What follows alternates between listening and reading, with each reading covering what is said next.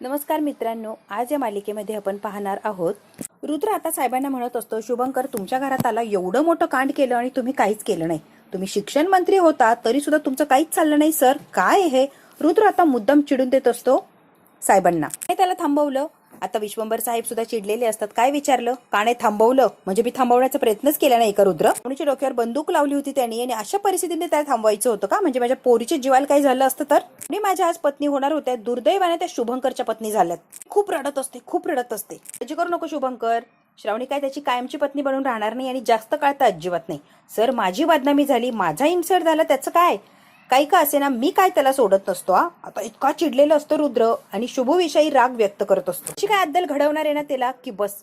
साहेब म्हणतात तुझ्या आधी मी त्याला अद्दल घडवणार आहे. मी त्याला अशी काय अद्दल घडवतो ना की आयुष्यात तो माझ्या पुरीकडे डोळे वर कडून सुद्धा बघणार नाही. श्रावणी घाबरते आणि साहेबांकडे बघत असते की बाबा काय शिक्षा देणार आहे शुभूला. एकदा फक्त श्रावणीचा घटस्फोट होऊ दे, मग बघ मी काय करतो त्याची हालत. खूप रडत असते, खूप रडत असते. साहेब म्हणतात श्रावणी रडू नको, मी सगळं व्यवस्थित करेल, डोंट वरी. म्हणतो साहेब तुम्हाला जे करायचंय ना ते तुम्ही कराच. मी त्या शुभंकरची चामडी सोलणार म्हणजे सोलणार. आता काय त्याला असं काय हालत करतो ना तुम्ही बघाच. रुद्राला आधीच राग असतो शुभूचा आणि त्यात रुद्राने एवढं मोठं कांड केलंय. रुद्राच्या बाबतीत शुभूने आता काय रुद्र सोडत नसतो शुभूला. आता तो पोलीस स्टेशनला जाणार आणि त्याला हवं ते करणार म्हणजे करणारच. श्रावणी घाबरलेली असते. हा रुद्र जाणार आणि शुभूला त्रास देणार या कल्पनेनेच बिचारी खूप घाबरलेली असते आणि घाबरलेल्या नजरेने रुद्रकडे बघत असते. काहीतरी भयानक करणार हे त्याच्याकडे बघून तर कळतच असतं. ठरलंय सर माझं, बघा मी आता काय करतोय. बिचारी खूप घाबरलेली असते पण बाबांच्या पुढे एकही शब्द बोलत नाही. श्रावणी आता रडत रडत तिच्या बेडरूम मध्ये गेलेली असते कारण तिला फार वाईट वाटलेलं असतं की माझ्या बाबांचा अपमान झाला आणि रुद्र आता जाऊन शुभूला मारणार आहे. दोन्ही गोष्टींनी ती हळवी झालेली असते आणि आता रडत रडतच निघून गेलेली असते बिचारी. इतकी वाईट परिस्थिती ओढवलेली असते. एकीकडे बाबा, एकीकडे शुभू आणि दुसरीकडे रुद्राचा तो रुद्र अवतार. तिला काय करावं आणि काय करू नाही तर बिचारीला सुचतच नसतं, फक्त ती रडत असते. इकडे आता स्वीटी छान अशी तयार झालेली असते आणि शुभूची वाट बघत असते की शुभू अजून काय येत नाहीये, कारण शुभू आला की लगेच तिला लग्न करायचं असतं. सगळी तयारी करून ठेवलेली असते स्वीटीने, फक्त शुभूची वाट बघत असते. तोच काय नेमका येत नसतोय. सगळी तयारी चाललेली असते, इकडे तिकडे लगबग चाललेली असते. आई सुद्धा सगळी तयारी बघते. ओ आत्या, स्वीटी आता आवाज देते, काय चाललंय आणि किती वेळ वाट बघायची त्या शुभंकरची? इतका वेळ झाला, त्यांनी यायला पाहिजे होतं की नाही. 1 तासात येतो बोलला होता, 1 तास उलटून गेलाय, अजून तो कसा आला नाहीये. आता खरं तर आईला काही माहितीच नसतं शुभूच्या बाबतीत, तरीही स्वीटी आईला टॉर्चर करत असते आणि उत्तर द्या आत्ताच्या आत्ता. स्वीटीने आता आत्याला धमकी दिलेली असते, 15 मिनिटाचा शुभू इथे आला नाही ना तर मी काय करेल माहिती का आत्याबाई, इथून घेऊन जाईन मी. मग लग्न राहिलं आणि सगळंच राहिलं, बसा बोंबलत. म्हणते आत्या खरं सांगा, शुभू येणार ना? तुम्हाला गॅरंटी आहे? अगं बाई मला गॅरंटी आहे, येणार म्हणजे येणार. आणि काय झालंय ना, सानिकाची परिस्थिती त्याला सांगितली की तो नाही म्हणू शकणार नाहीये. मी जे म्हणणार तो ऐकणार म्हणजे ऐकणार. मग माझ्याशी लग्न करणार? हो ग बाई, तू याशी लग्न करणार म्हणजे करणार. त्याच्या बहिणीसाठी तो तुझ्याशी लग्न करणार, शब्द आहे माझा. सगळ्यात महत्वाचं, शुभूवर मला विश्वास आहे, माझा शब्द तो कधीच पडू देणार नाहीये. त्यामुळे स्वीट आहे, तू अगदी बिंदास राहा, तो येणार म्हणजे येणार. आता त्याला आईने म्हणजे स्वीटीला आईने एवढं सांगितलेलं असतं आणि ती आता निघून जाते. स्वीटी लगेच मनातल्या मनात खुश होते आणि हसायला लागलेली असते. वा वा वा, यायलाच लागणार आहे आत्याबाई त्याला, कारण मी, रुद्र सरांनी आणि विक्रमने असं काय प्लॅन बनवलाय ना की शुभूला माघारी यायलाच लागणार. इथे तो एकदा आला ना की मग माझ्याशी लग्न करणार म्हणजे करणार. फायनली मी आणि शुभू नवरा बायको होणार. वाव, कधी येतोय शुभू काय माहिती. इतका आनंद झालेला असतोय स्वीटीला आणि लगेच स्वप्न सुद्धा रंगवायला लागलेली असते की शुभू आलाय आणि आता लग्न होणार आहे. ती म्हणत असते आयुष्यभर शुभूचं लग्न झालं रे झालं की आयुष्यभरासाठी तो माझ्याबरोबर बांधला जाणार. मग त्याचं जीणं मी आयुष्यभरासाठी मुश्किल करून टाकणार. त्याने जेवढं टॉर्चर केलंय, जेवढा त्रास दिलाय ना, बदला आयुष्यभर मी घेणार आहे.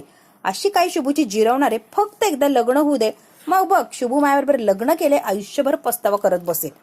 स्वीटी आता सगळं काही मनातल्या मनात ते स्वप्न वगैरे रंगवत असते.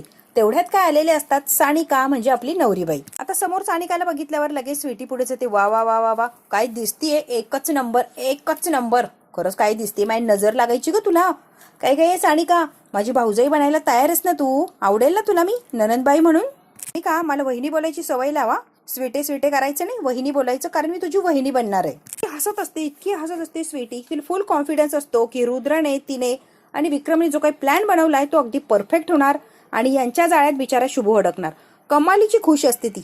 आता तिला फोन आलेला असतो, ती म्हणते महत्वाचा फोन आहे, मी जरा आलोच. आणि स्वीटी आता फोन घेण्यासाठी निघून गेलेली असते. लग्नंदाने फोन लावलेला असतो स्वीटीला गुड न्यूज देण्यासाठी की शेवटी शुभू आणि श्रावणीचं लग्न झालं. चाललंय तिकडं सगळं चांगलं चाललंय ना. इकडं तर माझ्या लग्नाची तयारी अगदी धूमधडाक्यात चालली बघा. सगळी तयारी झालीये, फक्त शुभूची वाट बघतोय आम्ही. शुभू आला ना की लगेच लग्न होणार आमचं. ती आता खूप आनंदाने अलकनंदाला सांगत असते की छान चाललंय आमच्याकडे, तुमच्याकडे कसं चाललंय. अलकनंदा म्हणते स्वीटी घोळ घातलाय इकडे. इतकी स्वीटी घाबरते, काय घोळ घातलाय आणि काय घोळ. तेवढ्यात काय फोन बंद झालेला असतो. इंद्रनील फोन आण इकडे, इंद्रनील फोन आण इकडे. म्हणून स्वीटी पळतच गेलेली असते आणि इंद्रनील कडून आता फोन घेणार असते. काय दे की फोन. म्हणते स्वीटी काय झालं. ऐकाव आत्या, तुमचं पोरगा शुभू तिथे श्रावणीच्या लग्नात गेला होता आणि तिथे त्याने तमाशा केलाय. ते काय बोलते स्वीटे. हो हो तेच सांगते, जे ऐकलं ना तेच. सगळ्यांना धक्का बसलेला असतो. शुभू तिथे गेला म्हणल्यावर काहीतरी त्याने केलंच असणार आहे. आता घाबरलेली असते. आई म्हणते काही चुकीचं तर केलं नाही ना तिथे. बाई इथे थांबून कळणार आहे का काय चुकीचं केलंय काय बरोबर केलंय. तिथे जायला लागणार ना. जे असतात ते मोबाईलवर काहीतरी फोटो बघत असतात. म्हणते फोन करून बघतो. इंद्रनील फोन दे रे इकडे. ती म्हणते फोन घेऊन उपयोग काय. अलकनंदा मॅडमांचा तर नंबरच पाठ नाहीये ना. चिडलेली असते आणि खूप चिडचिड करत असते. एक तर फोन बंद झालाय तिचा आणि त्यात अलकनंदाचा नंबर पाठ नसतो, त्यामुळे तिला परत कॉन्टॅक्ट करता येत नसतं.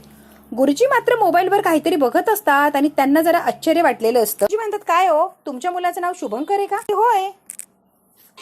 त्यांनी पकडून नेलंय तुमच्या मुलाला. मॅडम सोशल मीडिया व्हिडिओ आलाय बघा की. आता लगेच गुरुजींनी व्हिडिओ दाखवलेला असतो सगळ्यांनाच. शिक्षण मंत्र्याच्या घरी जाऊन त्यांच्या मुलीच्या लग्नामध्ये बाधा आणणाऱ्याला शुभंकर अटक करण्यात येत आहे. मोठी बातमी छापलेली असते आणि सगळीकडे तीच बातमी चाललेली असते. बघते बाई हे काय बघतोय आम्ही. शोभाला तर धक्काच बसलेला असतो. आईने बघितलेलं असतं आणि त्या बातमीमध्ये अगदी स्पष्ट असं सांगत असतात शुभंकर तोच विश्वंभर साहेबांचा पीए होता पहिले, तो शुभंकर. तर सगळ्यांच्या पायाखालची जमीन सरकलेली असते. स्वीटीने आता मोबाईल घेतलेला असतो आणि स्वीटी बघत असते की नेमकी काय चाललंय. ती आता बघितलेलं असतं. स्वीटी म्हणते वा वा वा वा वा, अजून काय काय बघायला मिळणार आहे ना. कमाले कमाले. बघितलं का गेला होता स्वीटीचे लग्न मोडायला. आई म्हणते नाही स्वीटी तुझं काहीतरी गैरसमज होतोय. माझा पोरगा स्वीटीचे लग्न नाही मोडणार आहे. असं होणारच नाही, तो जाणारच नाही. स्वीटी म्हणते आत्याबाई एवढ्या बातम्या दिसताय तरी शुभंकरला पाठीशीच घालताय का. तुमच्या पोरानंच ते स्वीटीचं लग्न मोडलंय, श्रावणीचं लग्न मोडलंय. आई म्हणते अगं स्वीटे काहीतरी गैरसमज होतोय. पोरगं चुकीचं वागणार नाही, मला अजून सुद्धा गॅरंटी आहे. स्वीटे त्याने मला वचन दिलंय, तो असं काहीच करणार नाही, विश्वास ठेव. त्या वचन आणि कसलं काय काय वचन बिचन घेऊन बसलाय. त्याने तिकडे सगळा तमाशा घातलाय. तर चिडलेली असते. पोरगं फसवणूक करतोय दिसत नाही का. अटक करून घेऊन गेले तर अजून किती पाठीशी घालाल. सगळ्यांनाच टेन्शन आलेलं असतं. ती आता चाललेली असते रागारागाने. आई स्वीटीचा हात पकडते. स्वीटे तुझ्या पाया पडतो मी, तुझ्या पुढे पदर पसरतो, भीक मागतो, काही बी कर पण तू इथून जाऊ नको. तुझ्यासाठी मी शुभंकरला घेऊन येईल इथे, पण तू इथून जाऊ नको, मी पाया पडतो. आई खूप गायवाया करत असते पण स्वीटीवर कसलाच काही परिणाम होत नाही. ऐकायचंच नाही आणि परत अशी नाटकं करू नका. तुमच्यावर अजिबात विश्वास नाही आणि ही नाटकं पहिली बंद करा. तिथे काय केलंय आणि काय नाही ते पण कळत नाही. म्हणते माझं ठरलंय माझं ठरलंय. म्हणते आत्ताच्या आत्ता पोलीस स्टेशनला जातो आणि काय झालंय जरा बघूनच येतो. म्हणतात पोलीस चौकीत जातो आणि काही बी करून शुभूला सोडवून आणतो. स्वीटी तू इथून जाऊ नको. आणि आई आता पोलीस स्टेशनला निघालेली असतात. मला आता टेन्शन आलेलं असतं की हा काय तमाशा. मी आता आलेली असते आणि बेडरूम मध्ये येऊन खूप खूप रडत असते. तिला सगळ्या गोष्टींचा फार त्रास झालेला असतो. आता सगळे चाललेले असतात पळत. मोक्षा म्हणते अगं श्रावणी स्वतःला सावर का असं करतेस तू. का काकू सगळे चाललेले असतात. श्रावणीला सावरण्याचा प्रयत्न करतात पण तिला फार वाईट वाटलेलं असतं. ती फार रडत असते. कसं चालेल ग, शांत बसणं जरा श्रावणी प्लीज. आता श्रावणी ए बाळा सगळं व्यवस्थित होईल, तू शांत बसणं आधी प्लीज. म्हणते मला कळतच नाही शुभ इथे कशासाठी आला आणि का त्याने हा तमाशा घातलाय. सगळं माहितीये तरी माझे लग्न का मोडलं त्याने. म्हणते श्रावणी जरा विचार कर ना, शुभ असा वागणारा मुलगाच नाहीये, त्यांनी असं वागलाय याच्या मागे काहीतरी कारण असेल ना. जरा शुभूच्या जागेवर उभा राहून बघ की. आता मोक्षा शांतपणे श्रावणीला समजावत असते की शुभू चांगला आहे, असं तो वागणार नाही, काहीतरी कारण नक्कीच असणार. ही मोठी रिक्स घेतलीये, बंदुकीच्या टोकावर तुझ्याशी लग्न लावलंय तर काहीतरी असणार ना त्याच्या मागे कारण आणि ठोस कारण असणार आहे. त्याच्याशिवाय तो असं पाऊल उचलणार नाही, मला गॅरंटी आहे.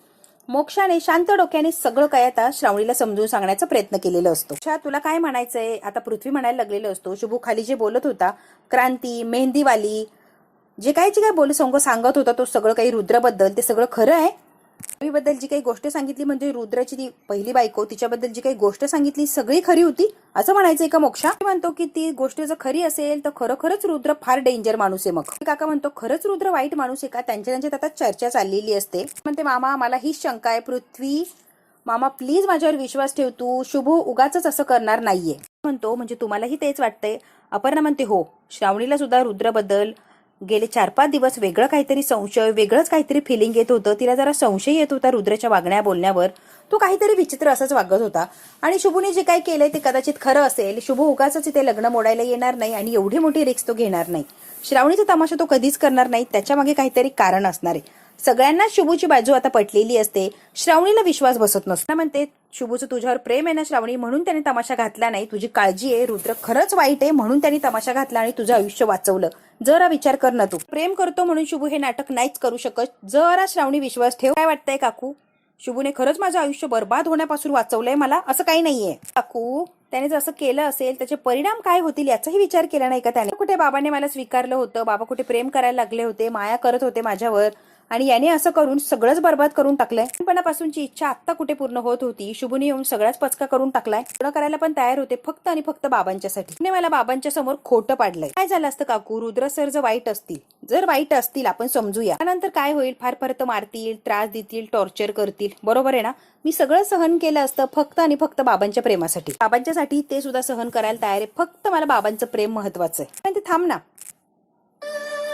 थांब म्हणते. आणि श्रावणी जाऊन एक डब्बा आणते. त्या डब्यामध्ये श्रावणीच्या आईचं पत्र असतं, असं व्यवस्थित ठेवलेलं असतं. हे माहिती तुम्हाला काय? माझ्या आईचं पत्र आहे हे. माझ्या आईचं पत्र लिहून ठेवलेलं मला मिळालं आणि मी ते जीवापाड जपलंय. तिने लिहिलंय की श्रावणी तुझ्या बाबांची काळजी घे, जप त्यांना. हे माझ्या आई बाबांच्या नजरेत मला पाडलंय काकू. वरनं बघत असेल तिला फार वाईट वाटणार की बाबांची काळजी घ्यायला मी इथे नाहीच आहे. शुभूने सगळा पचका करून टाकला. मुलगी माझी इच्छा पूर्ण नाही करू शकली, वाईट वाटणार. ते श्रावणी असं नाहीये, तू चुकीचा विचार करतेय, भावनेच्या भरात विचार करते. जरा शांतपणे विचार कर ना. आपल्या मुलीवर कधीच रागवत नाहीये श्रावणी. काकू माझ्या बाबांपेक्षा दुसरं कोणी काहीही कितीही महत्वाचं नाहीये. फक्त आणि फक्त महत्वाचे आहेत ते फक्त माझे बाबा. बाबांच्या पुढे मला काहीच दिसत नाही. माझं लग्न नाही मोडलं आणि माझ्या बाबाच्या पवित्र नात्याचा खून केलाय. मी त्याला आयुष्यभर माफ करणार नाहीये. त्याला पापासाठी मी कधीच त्याला माफ करणार नाहीये. बघ तू. तिला आता शुभूचा राग येत असतो ना, की त्याला आभार मानत असते किंवा थँक्यू म्हणत असते. उलट त्यालाच ब्लेम करत असते की त्यानेच माझं लग्न येऊन मोडलं आणि माझ्या बाबा आणि माझ्या नात्यामध्ये फूट पाडली. श्रावणी रडत असते. संताप होत असतो. तिला फार त्रास होत असतो. सगळ्यात जास्ती त्रास होत असतो की माझ्या बाबांचा शब्द होता की मी लग्न करावं आणि मी लग्न करायला तयार होते, मग शुभूने येऊन लग्न का मोडलं या गोष्टीचा तिला फार त्रास होतो. त्या पोलीस स्टेशनमध्ये फार बुरी हालत केलेली असते शुभूची. त्याला बांधून टाकलेलं असतं, इतकं मारलेलं असतं. त्याचे हात वर बांधलेले असतात आणि असं लटकवलेलं असतो शुभू. काय पिसाळ्या कुत्र्यासारखा आलेला असतो हा रुद्र. कोणच पळत आलेला असतो आणि कधी याचे लोचके तोडे शुभूचे असं त्याला झालेलं असतं. राग असं डोळ्यामध्ये दिसत असतो. लक्ष जातं कोण आलंय, बघतो तो काय समोर रुद्र असतो. कडे बघून तो कुचितपणे हसत असतो आणि ते रुद्राला राग येत असतो. शंकर तुला मी आता दाखवतो काय काय करू शकतोय ते. शुभूला काहीच परिणाम होत नाही. शुभूला फक्त श्रावणीचं आयुष्य वाचवलं ना याचा आनंद होत असतो. दारुगडा, हवलदार दारुगडा. माहिती हा माझ्यावर राग व्यक्त करणार, मला मारणार, त्रास देणार, टॉर्चर करणार. काय करायचंय ना ते करू दे, पण शुभू सहन करणार असतो. श्रावणी या सगळ्या संकटातून वाचलेली असते आणि याच गोष्टीचा फार आनंद होत असतो शुभूला. म्हणून तो रुद्रकडे बघतो आणि कुचितपणे अगदी हसत असतो. रुद्र काय काय करू शकतो ना शुभंकर तुला माहितीच नाहीये. हा रुद्र काय आणि कसं वागू शकतोय. बघशील रुद्रचा राग. मारायला सुरुवात केलेली असते. इतका मारतो त्या मारायला लिमिट राहिलेली नसते. एवढं मारून सुद्धा शुभंकर हसतच असतो. रुद्र मारत असतो तुला सोडणार नाही आणि शुभू मात्र जोरात मोठमोठ्याने हसत असते. श्रावणी बरोबर लग्न करायचं होतं, साहेबांची प्रॉपर्टी हडप करायची होती. हो ना, नागोबासारखं बसायचं होतं ना प्रॉपर्टीवर. जा प्लॅन फिसकटून टाकला रे नागा. तुला जागेवर ठेचलं मी. दुसऱ्यांच्या याच्यावर तुला आयतं बसायचं होतं हो की नाही. सगळी प्रॉपर्टी तुला घ्यायची होती का? तर श्रावणीशी लग्नाचं नाटक करून काय वाटलं रुद्र? सगळे प्लॅन तूच करू शकतो. अरे आम्ही पण काही करू शकतोय की. श्रावणीला तुझ्यासारख्या नीच माणसापासून वाचवलं ना याचाच आनंद होतोय. माझं काय करायचंय ना ते कर. तुला सोडत नसतो शुभू. तू चूक केली ना त्याची शिक्षा तुला मिळणार म्हणजे मिळणार. ती वेडापिसा झालेला असतो. इतका मारतो शुभूला. शुभू फक्त हसत असतो. बेल्टने मारलेलं असतं, आता काठीने मारत असतो. त्याचा राग जोपर्यंत शांत होत नाही तोपर्यंत पिसाळल्यासारखं तो मारतच सुटलेलं असतं. फार वाईट वाटत असतं की हा काय रुद्र अगदी एखाद्या याच्यासारखा मारतोय. त्याला की आहे की नाही दयामया. पण सर रुक जाईये वो मर जाएगा. नाही दे विशाल, मारायचंच रे मला. मारून मला त्याला मारायचंच आहे. तू प्लीज सर रुक जाईये. रुद्र काय ऐकायला तयार नसतो. असा लांब ढकलून देतो आणि परत मारायला सुरुवात करतो. आलेले असतात, आई आलेली असते. नका मारू माझ्या लेकाला, नका मारू, पाया पडतो. ते कशा पाय त्याला एवढं मारताय? तो म्हणतो एकदम गप राहायचा आणि मायाशी वाद नाही घालायचा. ना आईला म्हणतो मला नाही सांगायचं काय करायचं आणि काय नाही. माझं मी ठरवेन, शहाणपणा करायचं नाही. ती हालत करणार आहे ना तू, रडणार म्हणजे रडणार. जोपर्यंत मला तुला रडवता येत नाही तोपर्यंत मी तुला मारतच राहणार. ना बाहेर आलेले असतात. शुभू म्हणतो बाहेर व्हायचं लगेच. म्हणतो अण्णा तुम्ही बाहेर जा. रुद्र अगदी उग्र भाषेत म्हणत असतो बाहेर व्हायचं. बोलवलंय का आत? बाहेर व्हायचं. अण्णा आता स्वतःच्या पोराचे असे हाल होताना बघून त्यांना बघवत नसतं आणि म्हणून ते थांबवण्यासाठी, पाया पडण्यासाठी रुद्रच्या आतमध्ये आलेले असतात. रुद्र खूप घाणेरडा वागतो आणि बाहेर वा असं बोलतो. आता शुभूला तर मारलेलेच असतं. अण्णांना सुद्धा बोलवतो आणि म्हणतो काय करताय आत? आणि आता म्हणतो की दार लावून घ्या. इतकं मारतो अण्णांना. जेवढं शुभूला मारलंय तेवढंच तो अण्णांना मारायला लागलेलं असतो. रुद्र रूप धारण केलेलं असतं. राक्षस अंगात संचारलेलं असतो. त्याला कळतच नसतं आपण काय वागतोय. बाहेरून किंचाळत असते सोडा. रुद्र काय थांबायला तयार नसतो. शुभू सुद्धा ओरडत असतो की माझ्या वडिलांना हात लावू नको, तरी रुद्र मारतच असतो. आता मात्र विशालला हे बघवत नसतं. इतकं मारलेलं असतं अण्णांना, इतकं मारलेलं असतं. रुद्राने क्रूरपणाच्या सगळ्या हद्दी पार केलेले असतात. त्याला वयाचंही भान राहिलेलं नसतं. अण्णांना इतकं मारलेलं असतं. शुभ इतका ओरडत असतो की अण्णांना मारू नको, मला मार, पण रुद्र काय ऐकायला तयार नसतो. शुभला त्रास व्हावा म्हणून त्याने मुद्दाम अण्णांना मारलेलं असतं. आता अण्णा मरून जातील की काय अशी अवस्था झालेली असते मार खाऊन खाऊन. शेवटी आता इतकं इतकं वाईट वाटलेलं असतं विशालला. विशाल आता हवालदारला बोलवतो आणि रुद्राला दोघ जण पकडतात आणि विशालने अण्णाला पकडलेलं असतं. ह्यांनी याला आवरलं तरी पण हा रुद्र काय थांबायला तयार नसतो. म्हणून तुम्ही असं करू देणार नाही या करके बाबा के ऊपर आप हाथ उठाओगे तो बहुत बड़ा बवाल हो जाएगा सर, आप ऐसा नहीं कर सकते कर, आपके ऊपर केस भी डाल सकता है सर. जे व्हायचे ते उद्या, मी घाबरत नसतो. आपल्या काला मी काय सोडत नसतो. विशाल आणि जे पोलीस असतात ते ओढत ओढत घेऊन जातात. आई आता पटकन आतमध्ये गेलेली असते. ते शुभू काय आहे सगळं, आई मी सगळं सांगतो, तू त्या घरात गेलंच कशाला. श्रावणीचं आयुष्य बर्बाद व्हायचं होतं, ते होऊ नये यासाठी तिला वाचवायला गेलो होतो. बास रे बास, श्रावणी श्रावणी श्रावणी श्रावणीमुळे आपलं आयुष्य वाटवं लागलंय. आपल्या आयुष्याची वाट लागली ती दिसत नाहीये, तरी श्रावणी श्रावणीच करतोय तू. आई आता चिडलेली असते आणि शुभूला खूप रागावत असते. त्यामुळे काय काय घडलं तुला माहितीये ना शुभू, तरी कशाला गेला तू. त्यांनीच पाठवलं होतं ना साहेबांची काळजी घ्यायला, श्रावणीची काळजी घ्यायला, दोघांचीही काळजी घे म्हणून अण्णांनीच मला तिथे पाठवलं होतं, बरोबर ना. आता शुभू जे झालं ते झालं, पण याच्यातून तू सुटणार कसा आहे. आता तू सुटत नसतो आणि ही लोक तुला सुटू देणार नाही. आणि अण्णांना माहिती असतं की आता साहेब सुद्धा सुटू देणार नाही आणि हा रुद्र तर सोडणारच नाही शुभूला. त्या दोघांना इतकं टेन्शन आलेलं असतं की बस. आता इकडे घाईघाईने चाललेली असते. अपर्णा येते आणि म्हणते मोक्ष जरा थांब, काय झालं ग मामी, तू जे करायला निघाली आहेस त्याचा नीट विचार केलाय का, काय परिणाम होतील. ते मामी तू कोणाला काहीच सांगू नको, मी बघते माझ्या पद्धतीने. हे बघ मी नाही सांगते कोणाला, पण भैया साहेबांना कळालं तर काय परिणाम होतील ते मामाला कळायचं तर. शुभूवर इतका विश्वास आहे ना की शुभू असं काही चुकीचं करू शकणार नाही, काहीतरी रिझन असणारच आहे. मला काहीच सांगू नको प्लीज मामी. अलकनंदा आलेली असते. अपर्णा काकू इतकी घाबरते की नंदा अक्काने ऐकलं की काय सगळं. कुठे गेली गे एवढ्या घाईघाईने. आलाय ना, मग एअरपोर्टला गेलीये त्याला घ्यायला. नंदा म्हणते कार्तिक आलाय. हो बोलली नाही, अचानकच फोन आला ना म्हणून गेली होती ना, सांगायला विसरली असेल. मी कशी आहे ग. नंदा म्हणते ती किती वारी आहे ना मला चांगलंच माहिती, बाबा बाबा करत होती ना, आता झालाय तिचा पचका. बाहेर मारलास की नाही धोंडा. विश्वासाचा तडा गेलाय विश्वंभरच्या, विश्वासघात केलाय त्या श्रावणीनं. अलकनंदा अजून आगीत तेल ओतत असते, पण आग काय शांत करण्याचा प्रयत्न करत नसते. अपर्णा काहीच बोलत नाही, फक्त अलकनंदा जे बोलते ते ऐकून घेत असते. असं आहे ना अपर्णा, शेवटी तिच्या शुभूने काय केलं जे त्याला करायचं होतं आणि जे श्रावणीला अपेक्षित होतं. पंच प्रेम म्हणे आली मोठी बाबा बाबा करत. इकडे पोलीस स्टेशन मध्ये विशालच्या अगदी हातापाया पडत असतात अण्णा आणि आई, प्लीज माझ्या शुभूला सोडवा. विशाल म्हणतो आई मैं कुछ नहीं कर सकता, आपके शुभू ने इतना बड़ा कांड किया है कि मैं कुछ नहीं कर सकता, आई एम सॉरी. गैर किसी जमानत के रुद्र सर भी नहीं छोड़ सकते शुभंकर को.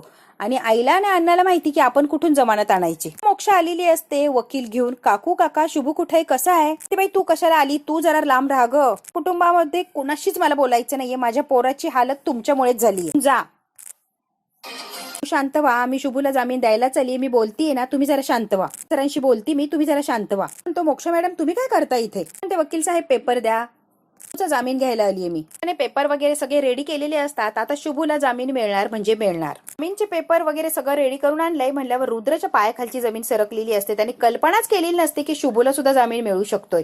आणि मोक्षाने जामीन आणलाय म्हणल्यावर त्याला फेटाळता येणार नाही.